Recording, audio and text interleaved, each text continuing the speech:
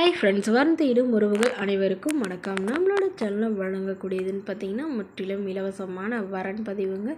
So இந்த பதிவில் கூட உங்களுக்கான வாழ்க்கை துணை அமையலாம். வாங்க இன்றைய இலவச வரன்களை பார்ப்போம்.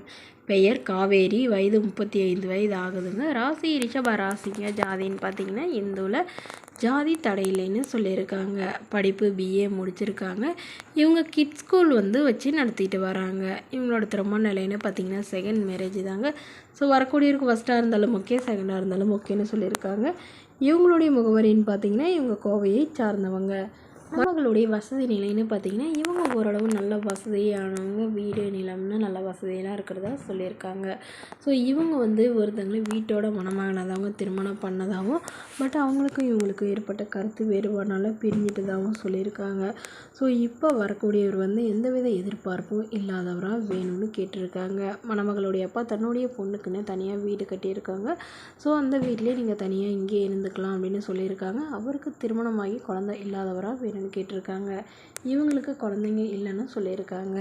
மேலும் இந்த மணமகள் தன்னோட ஃபோட்டோ கொஞ்சம் மறைச்சி போடுங்கன்னு கேட்டதுனால ஃபோட்டோ கொஞ்சம் மறைச்சி போட்டிருக்காங்க. நேரில் கேட்டால் ஃபோட்டோ கொடுத்துருங்கன்னு சொல்லியிருக்காங்க.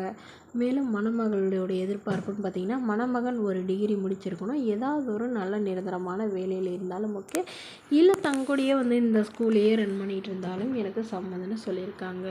இந்த மணமகளை உங்களுக்கு பிடிச்சிருந்தா கீழே உள்ள வாட்ஸ்அப் நம்பரை தொடர்பு கொள்ளவும். அடுத்த வரன் பேர் பார்த்திங்கன்னா தீபா, வயது 37 வயது ஆகுதுங்க. ராசி ரிஷப ராசிங்க. ஜாதின்னு பார்த்திங்கன்னா இந்து மதத்தை சார்ந்தவங்க. ஜாதி தடையில்லைன்னு சொல்லியிருக்காங்க. படிப்பு 10ஆம் வகுப்பு முடிச்சிருக்காங்க. இவங்க ஹோட்டல் கடையை சொந்தமாக சின்னதாக ஒரு ஹோட்டல் வச்சு நடத்திட்டு வராங்க.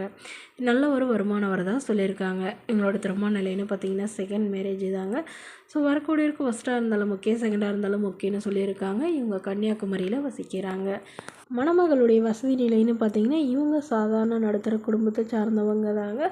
சொந்த வீடு இருக்கிறதா சொல்லியிருக்காங்க. அது இல்லாமல் ஒரு 2 வீடு வாடகைக்கு விட்டுருக்கிறதா சொல்லியிருக்காங்க. ஸோ இவங்க ஒரு கடை எடுத்து சொந்தமாக ஹோட்டல் வச்சு நடத்திட்டு வராங்க, சின்னதாங்க. ஸோ இவங்களோட எதிர்பார்ப்புன்னு பார்த்திங்கன்னா வரக்கூடிய மணமகன் தன்னை நல்லா புரிஞ்சுக்கிறவராக இருக்கணும் அப்படின்னு சொல்லியிருக்காங்க. இவங்களுக்கு ஒரு பெண் குழந்தை இருக்கிறதுனால வரக்கூடியவருக்கு திருமணமாகி குழந்தை இருந்தாலும் நான் ஏற்றுக்கிறேன்னு சொல்லியிருக்காங்க. பட் என்னுடைய பொண்ணுக்கு அப்பா குறையே இல்லாத மாதிரி நல்லபடியாக பார்த்துக்கிறவராக வேணும்னு கேட்டிருக்காங்க. மேலும் இந்த மணமகள் தன்னோட ஃபோட்டோ கொஞ்சம் மறைச்சி போடுங்க, நேரில் கேட்குறப்ப ஃபோட்டோ கொடுத்துருங்கன்னு சொன்னதுனால ஃபோட்டோ கொஞ்சம் மறைச்சி போட்டிருக்காங்க.